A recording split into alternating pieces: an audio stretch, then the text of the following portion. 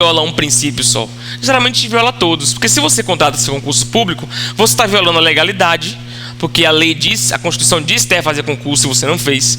Você está violando a impessoalidade, porque não selecionou o melhor candidato.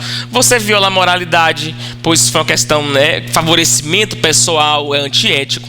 Você viola a publicidade, talvez sim, porque você não publica edital contratando as pessoas. E você viola a eficiência também, porque se você não contrata o melhor candidato, você começa a entender de que você não tem, pode não ter o melhor serviço sendo prestado, tá? Então, mas sempre vai violar todos. Só que existem situações específicas que violam mais algum princípio do que outro. Falou em licitação em concurso público, a gente está falando mais do princípio da impessoalidade. Se ele falar em nepotismo, aí é moralidade. Tranquilo? Vamos ver a publicidade. O princípio da publicidade diz que os atos administrativos são públicos.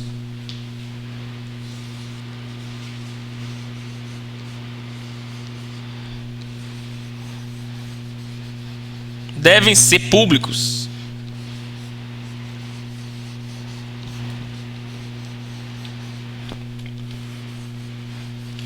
Devem ser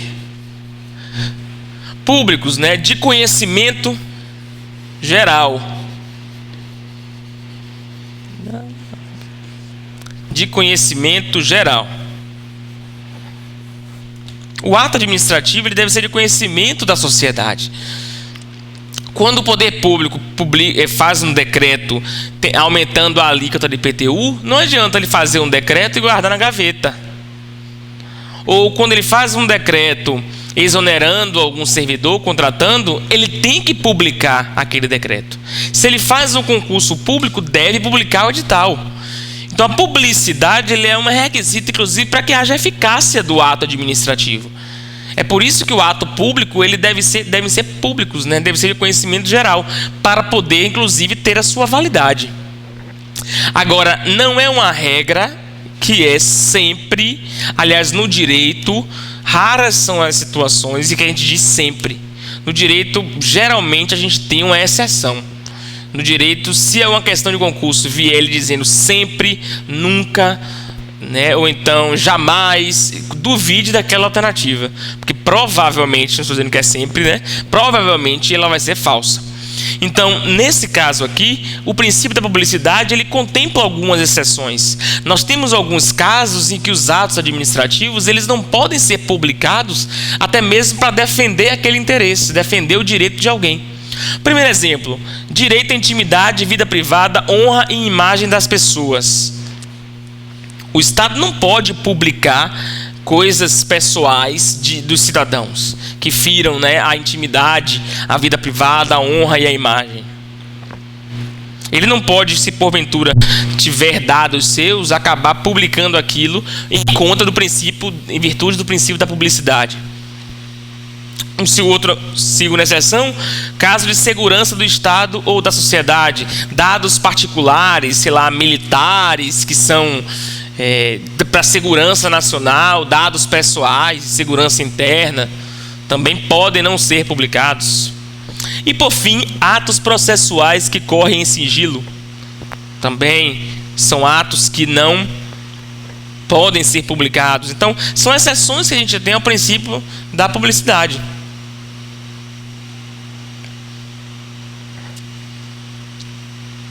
Não tem como se copiar aí.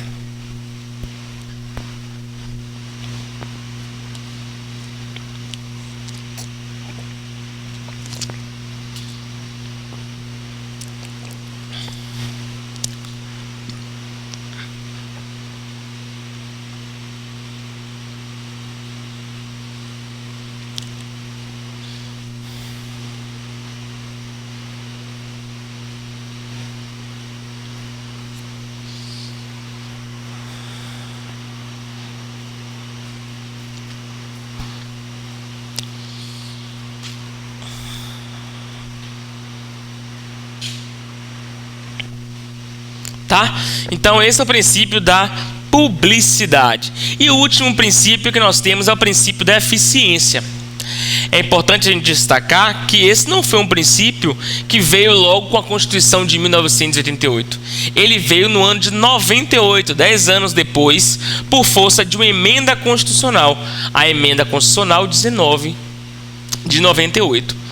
Esse princípio da eficiência, ele vem para dizer à administração pública que ela deve prestar o serviço da melhor forma possível. Então, são serviços eficientes, serviços públicos devem ser eficientes. Quer dizer que os serviços públicos devem ser prestados com as melhores técnicas, os melhores aparelhamentos, a melhor prestação de serviço que existir. Na teoria isso é lindo, né? O serviço público ele deve ser eficiente, sempre deve ser eficiente. Qual é o princípio que fala que o servidor tem que tratar tem que dar um bom atendimento assim, com relação a ser cortês? Sim. A colega perguntou se existe algum princípio de que obrigue o servidor a ser educado, a ser cortês e tal. Olha, a gente tem... Isso está mais vinculado ao código de ética do servidor. É uma regra que tem no código de ética. Agora, tem o princípio da cortesia. Tem um princípio chamado cortesia, que é um princípio dos serviços públicos. Não é um princípio que está aqui na Constituição, é um princípio que está nos serviços públicos, que diz que o serviço público deve ser prestado de forma cortês, de forma educada, de forma... Isso como você falou, né? Com... Emenda constitucional, sim. Não. A emenda constitucional, ela está lá naquele topozinho, junto com a Constituição. É porque a emenda constitucional é uma forma de você mudar a Constituição. Então, acrescentar ou tirar. Só por força, só se faz por meio de emenda constitucional. É uma forma específica, como se fosse uma lei específica, só que para alterar a Constituição. Então ela está lá naquele topozinho da pirâmide, a emenda constitucional está lá. Porque quem faz a emenda não é o poder administrativo, não. Quem faz a emenda é o poder legislativo. Só ele pode fazer a emenda. Congresso Nacional, O presidente da República ele pode sugerir. Sugerir ele pode. Ele tem iniciativa para sugerir, dizer que propor alteração. Mas quem vota, quem decide se faz ou não é o Congresso Nacional. A nossa tem mais de 70 emendas. Tem mais de 70 emendas. A gente está no 70 e... me deu um branco agora. 74, 75. 75. Não é? Não, e ontem, se você ver uma coisa, ontem foi aprovado o novo Código de Processo Civil. Ontem. Ou seja, tudo que nós aprendemos, não tudo não, vamos ser drásticos, não está com honesto, mas tudo que todos os advogados sabiam morreu ontem, porque a gente vai ter que parar e se atualizar tudo de novo, porque o Código de Processo Civil é o código que diz como é que serão todos os processos. Então mudam todos os prazos, mudou todo. Eu ainda tive coragem de parar para pensar na gravidade disso aí, mas a gente vai ter que se atualizar de novo, porque mudou nos principais códigos que a gente tem no Brasil hoje. Foi aprovado ontem, claro, foi para melhorar, a gente espera que melhore, porque estava defasado mesmo, mas é uma mudança, né? E todas as regras do jogo mudaram. Agora, faz parte, né? A gente tem que sempre se atualizar. Então, princípios da eficiência, a gente tem alguns instrumentos, coisas que vão cair no seu concurso que você pode associar com o princípio da eficiência. Como, por exemplo, avaliação de desempenho do servidor.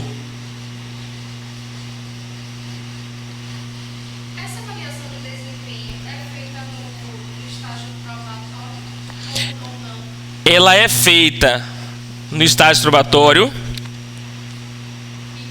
e também depois, sempre.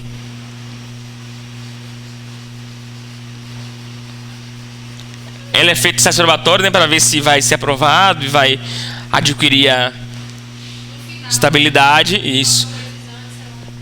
Exatamente. 4 meses antes, faltando os 3 anos, faz a avaliação de desempenho. Mas ela é periódica também. Ela sempre é feita com o servidor. É algo que ainda está meio... Não tem uma lei específica para isso. Então são avaliações bem... Varia de acordo com cada órgão. Às vezes bem simples assim, nem tem muita coisa. Deixa eu ver, avaliação periódica de desempenho. Contrato de gestão também. Um contrato de gestão.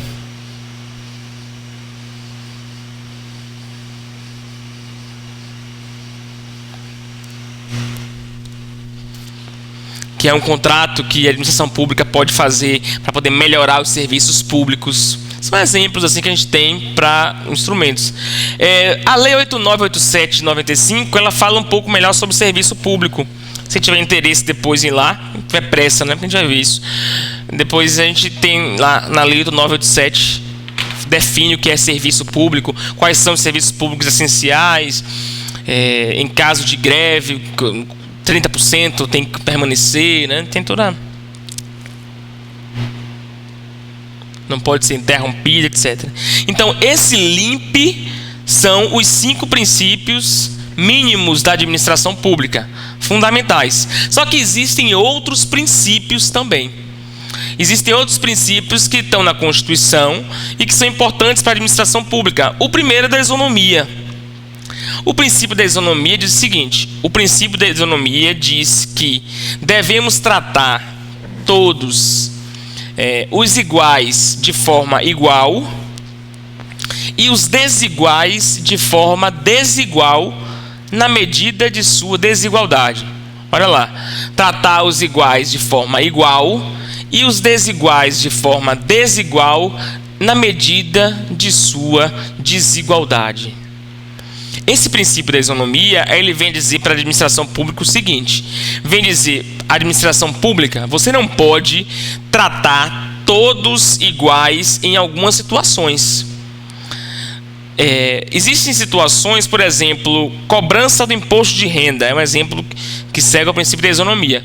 Você não pode cobrar uma alíquota de 27,5% de imposto de renda para quem ganha um salário mínimo. Porque quem ganha 10 milhões por mês... É muito mais razoável você cobrar 27,5% de quem ganha 10 milhões do que quem ganha um salário mínimo por mês. Então, é isso que é tratar os desiguais. Se eu ganho um salário mínimo, se eu ganho 10 milhões, nós temos situações totalmente desiguais. Então, já que nós temos dois desiguais, vamos tratar ele de forma desigual para poder igualar. Então, de quem tem menos, eu cobro menos, ou até nada. E de quem tem milhões, eu cobro os 27%. Então, veja, tratar desigual é isso. É por isso que surge também cotas em concurso público, cotas em vestibular, ou então reserva de vaga para deficientes. É por essa situação da isonomia. Porque você dá igualdade a todos, você diz, todos são iguais perante a lei. Beleza, todos são iguais perante a lei. Mas você não pode olhar só sobre o aspecto legal. Se você tem duas pessoas, uma muito pobre e uma muito rica, você não pode dar o mesmo tratamento àquelas duas pessoas. Você não pode exigir a mesma coisa daquelas duas pessoas da mesma forma. Então é por isso que é tratar os iguais de forma igual e os desiguais de forma desigual na medida de suas desigualdades.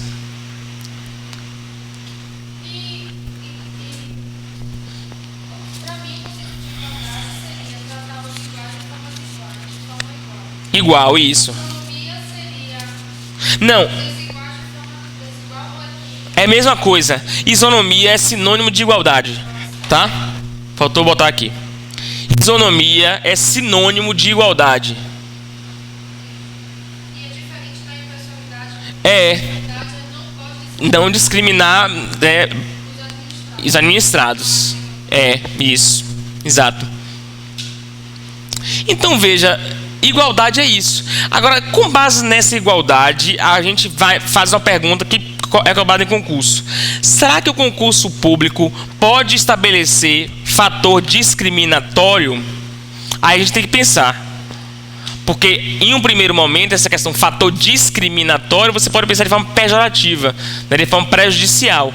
Mas nem sempre essa expressão fator discriminatório é pejorativo, é ruim. Como, por exemplo, a questão de se você faz um concurso militar, ele estabelecer uma altura mínima. para quem faça um curso militar. Será que isso é possível estabelecer? É possível. É possível sim existir fator discriminatório em concurso público. Só que a gente precisa preencher 3 requisitos para que esse fator discriminatório aconteça. O primeiro requisito: tem que ter uma lei de carreira que discipline. A lei da carreira deve disciplinar. Então veja, lei de carreira que discipline, ser compatível com as atribuições do cargo. Então a discriminação tem que ser compatível com as atribuições do cargo. Você não pode estabelecer discriminações nada a ver. Sei lá, você faz o concurso de analista e estabelece que deve ter uma altura mínima. O que tem a ver você ter uma altura mínima de 1,70 m para ser analista? Não tem nada a ver isso. Então tem que ser algo compatível com as atribuições do cargo. Tem que estar previsto na edital do concurso. Então, esses 3 requisitos têm que acontecer. Eu preciso ter uma lei de carreira que discipline isso. Eu preciso ter uma discriminação compatível com as atribuições do cargo. E eu preciso ter previsão no edital sobre essa discriminação. Tá? Essas 3 coisas têm que acontecer para poder estabelecer os requisitos. Existem editais que pedem coisas absurdas, né? Sei lá, exames absurdos, requisitos absurdos, todos os dentes para você fazer concurso. O que tem a ver você ter todos os dentes para fazer concurso ou não? Tem edital. Todos os dentes, né? Nenhum de trás você pode arrancar, então, né? São requisitos que tem assim coisas absurdas e direto você suspende o concurso público por conta disso. Outra questão interessante é a questão do exame psicotécnico. Pode-se realizar o exame psicotécnico? Será que pode ser feito o exame psicotécnico? Pode ser feito o exame psicotécnico no concurso, só que tem até uma súmula permitindo isso. Só que o exame psicotécnico ele deve ser em parâmetros objetivos. Deve ser com base em parâmetros objetivos. Então, o laudo tem que apontar a enfermidade que a pessoa tem lá, a coisa que, né, o problema que deu, e cabe direito de recurso. Então, parâmetros. Deixa eu ver se está no slide ou no outro. As duas formas se falam. Exame psicotécnico. Então, objetivo, parâmetro objetivo, os parâmetros objetivos, né, são vários. E direito de recurso. Direito de recurso.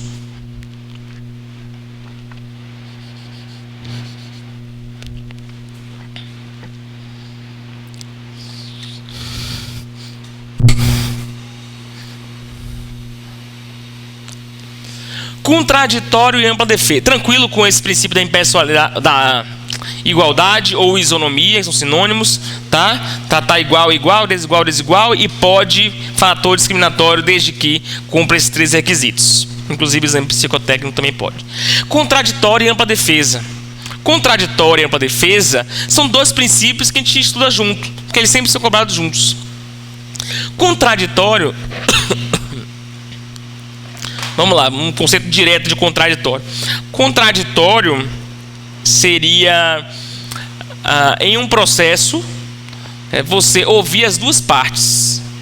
Contraditório é colocar as 2 partes em situação de igualdade ali, para você ouvir as 2 partes. Dar oportunidade às 2 partes de participar do processo, né? Não ser aquela coisa unilateral. E ampla defesa é a possibilidade... Ampla defesa é a possibilidade de produzir todos os meios de prova, a possibilidade de produzir todos os meios de prova admitidos em direito. Todos os meios de prova admitidos em direito. Isso a gente encontra no artigo 5º da Constituição, inciso 55.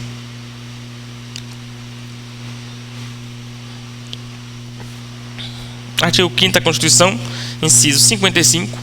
E aqui eu tenho exemplos. Não é algo que a gente tem que decorar ou saber essa regra específica, mas são exemplos, o que é que a gente pode identificar como situações de ampla defesa e contraditório.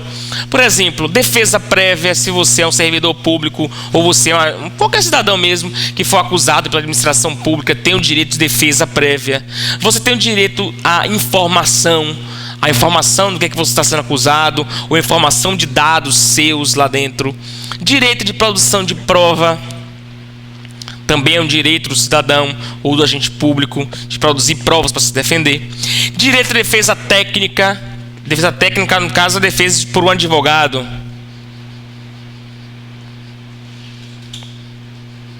Direito à defesa técnica, que é direito à defesa por um advogado.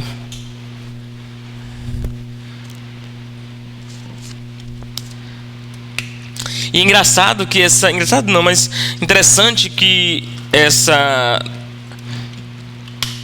não é um requisito obrigatório, tá? Tem até uma súmula vinculante número 5 do STF que diz que, porque muitas vezes o servidor, ele era acusado em processo administrativo e disciplinar, ele não constituía advogado, e aí no final, quando ele era condenado, ele queria anular todo o processo porque ele não teve defesa por um advogado. Só que em processo administrativo disciplinar, a presença do advogado não é indispensável, né? Não é obrigatória. Então, a presença do advogado não é obrigatória. Pode ter advogado ou não, e isso não vai anular o processo. E direito de recurso, o direito de você recorrer, também é um exemplo de contraditório para defesa. Tá? Nesse caso aí, sim. defesa técnica, o próprio servidor ele pode advogar em causa própria? Uhum. No caso de defesa técnica, o servidor advoga em causa própria. Porque ele se defende por conta própria. Ele não é obrigado a constituir advogado, não.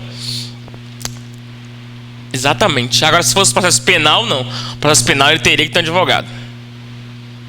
Tá? Mas aqui é uma opção dele. Ele escolhe se vai ter o advogado ou não.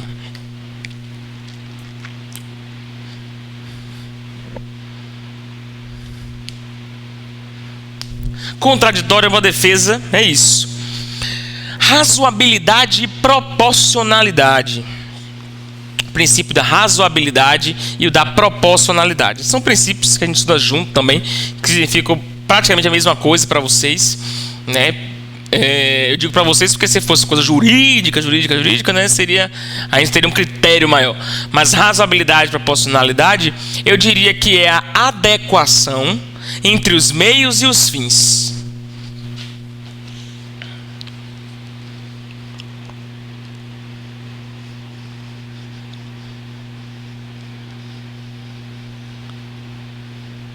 Adequação entre os meios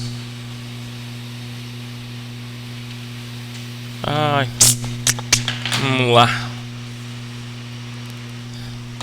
entre os meios utilizados e os fins, né? Os meios e os fins.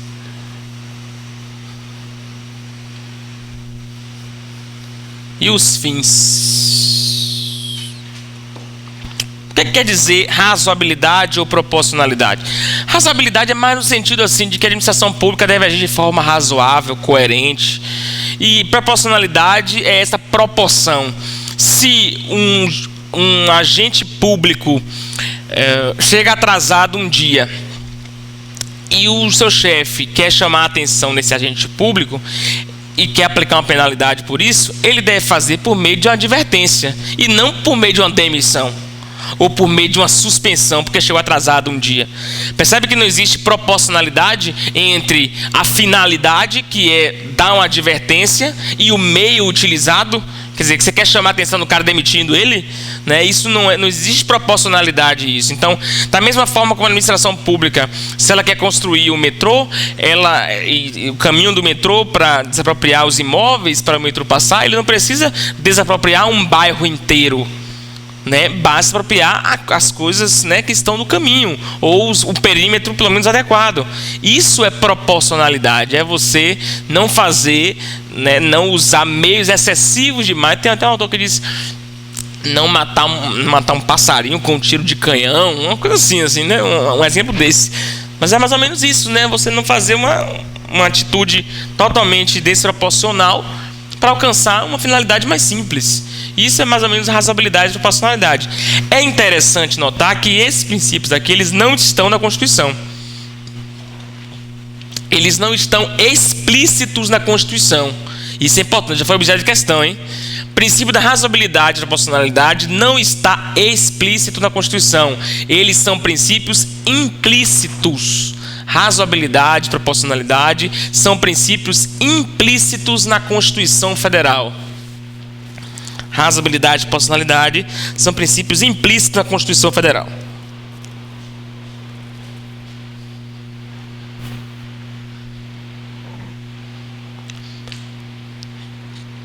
São princípios implícitos na Constituição Federal.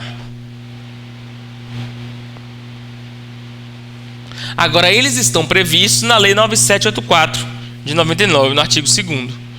Mas estão na Lei 9784, de 99, artigo 2º.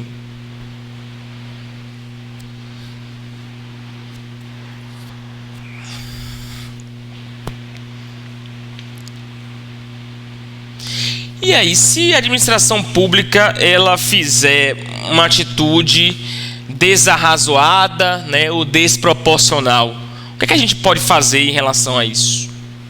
A gente pode entrar com ação no Poder Judiciário, né?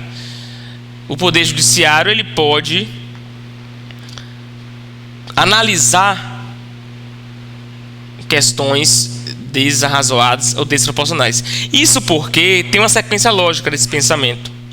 Isso porque, se violar... Vamos colocar lá. Eu vou colocar só desproporcional, mas é um dos dois, é qualquer um dos dois.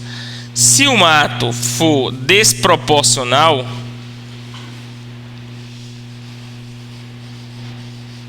estará violando, um ato desproporcional viola a legalidade.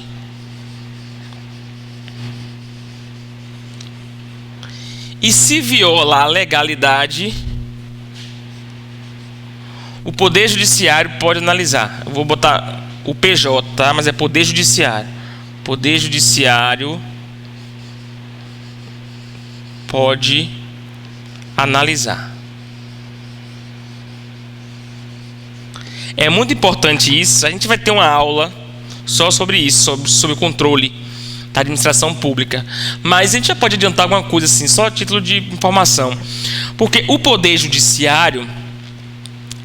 A grande pergunta que se faz é: o Poder Judiciário, ele pode, até que ponto ele pode intervir em um ato administrativo? O que é que o Poder Judiciário pode interferir? A gente viu que existe poder executivo, judiciário e legislativo. E a gente viu que são poderes independentes entre si. Então, o que cada um poder faz, o outro, em regra, assim, não tem nada a ver. A administração pública não pode achar uma decisão do judiciário errada e querer modificar ela por conta própria. Não é ela que julga, quem julga é o judiciário. Da mesma forma, a recíproca é verdadeira.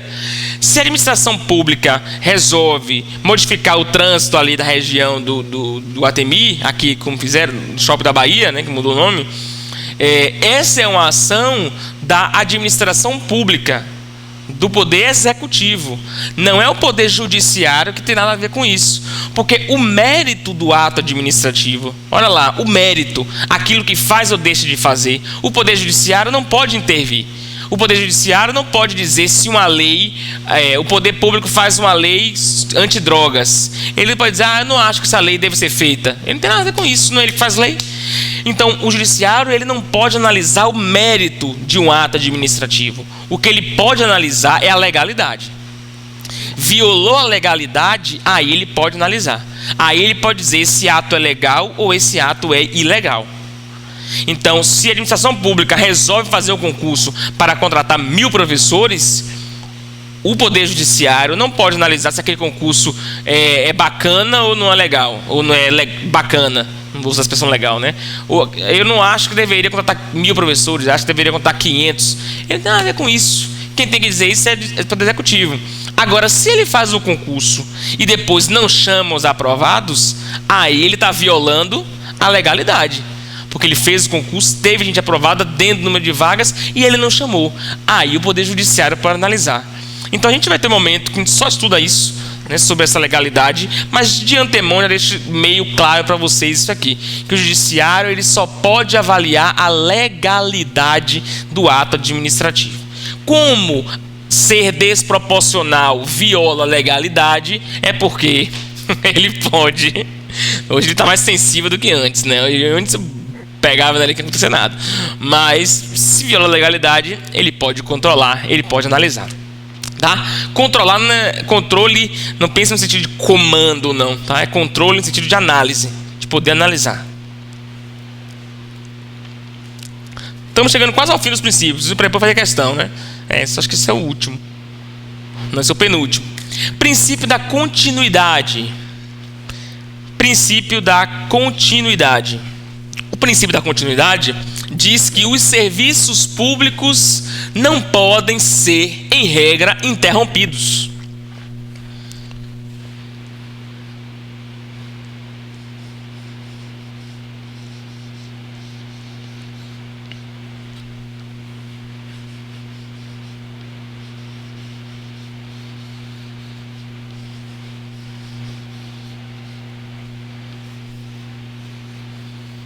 Não podem ser, vírgula, em regra. Volto sempre em regra porque não é sempre, né? Interrompidos. Esse é o princípio da continuidade.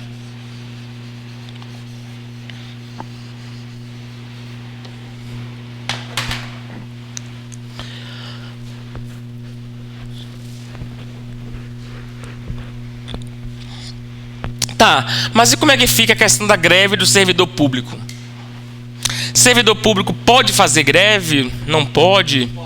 Pode. Agora veja só, é uma situação que é bem peculiar. Lá naquele artigo 37 que eu pedi para você ler, vai estar escrito assim: ao servidor público é assegurado o direito de greve, vírgula, nos termos da legislação específica.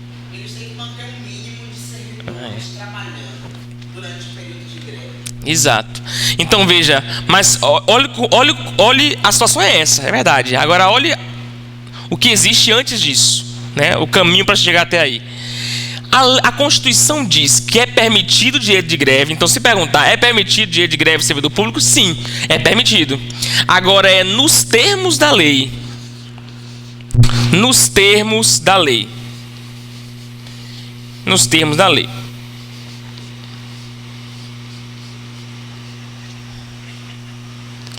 O que foi que aconteceu desde 1988 até hoje em relação a essa lei? Nada. Não fizeram a lei. A Constituição diz, é assegurada a greve ao servidor nos termos da lei. Quando ela diz assim, ela está querendo dizer o seguinte: Congresso Nacional, faça a lei de greve do servidor público. Só que até hoje a lei não foi feita. Não existe uma lei dizendo qual é a regra da greve do servidor público. Só que a nossa prática não ia ficar esperando a lei acontecer. Senão, de 88 até hoje, ninguém teria feito uma greve. E não poderia questionar nada. O que aconteceu? As greves continuaram a existir. Continuaram a existir e foram acontecendo. E as questões iam parar no judiciário. Geralmente, quando tem greve que não se acerta, né, as questões se param no judiciário. E o judiciário julgava. O que acontecia? Em um estado da Bahia, julgava a greve ilegal. No outro estado de São Paulo, julgava a greve legal, etc. Então a questão foi parar no STF, que é a nossa corte maior. Quando foi parar no STF, o STF diz, ele já tem anos, isso foi em 2007, já tem anos que a lei deveria ter sido feita e o Congresso Nacional não faz. O que é que eu vou fazer? Eu vou pegar um desses milhões de processos que tem aqui, vou julgar para decidir essa questão. Você lembra que a jurisprudência é uma fonte do direito? E aí o STF foi lá e pegou umas ações chamadas mandado de injunção, as ações. Pegou um mandado de injunção, alguns, e julgou, e disse o seguinte: o servidor público, sim, tem direito a realizar greve. Só que ele vai fazer a greve usando como base, já que não tem a lei deles, ele vai usar como base a lei de greve do trabalhador privado. Então o servidor público ele pode fazer greve e usa como base a lei de greve do trabalhador privado. Então é por isso que hoje as greves acontecem e elas têm como parâmetro a base do trabalhador privado. E esse 30% vem dessa lei. Que serviços essenciais, 30% deve manter. Né? Quando tem greve, pelo menos 30% deve continuar funcionando nos serviços essenciais. Tá? Então é possível sim, se quer no concurso, greve do servidor público é possível, mas saiba que a lei de greve é baseada no trabalhador privado.